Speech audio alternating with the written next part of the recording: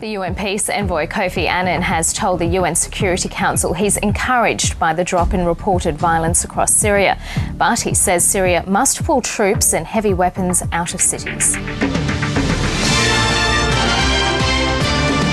And still on that story, the US Secretary of State Hillary Clinton has welcomed that ceasefire in Syria, but warns it's just the first step.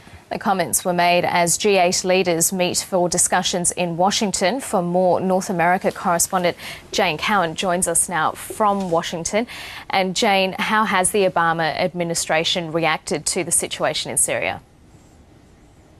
Hi, Karina. Well, the White House is saying that a partial ceasefire is better than none at all. The way the White House Press Secretary Jay Carney put it was that if someone's got a gun pointed at your head, it's obviously preferable that they're no longer pulling the trigger, but the fact remains they still have a gun pointed at your head. He is emphasising that there is still sporadic fighting going on in Syria and that really the regime has made no moves to comply with many of the points in Kofi Annan's peace plan.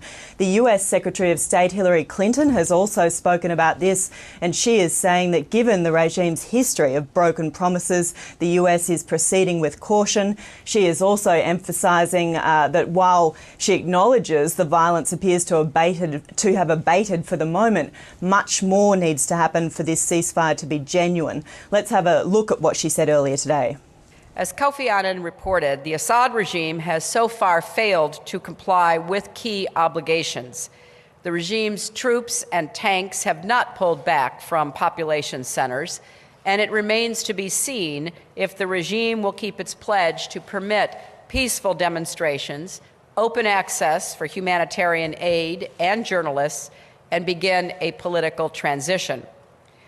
The Annan Plan is not a menu of options. It is a set of obligations.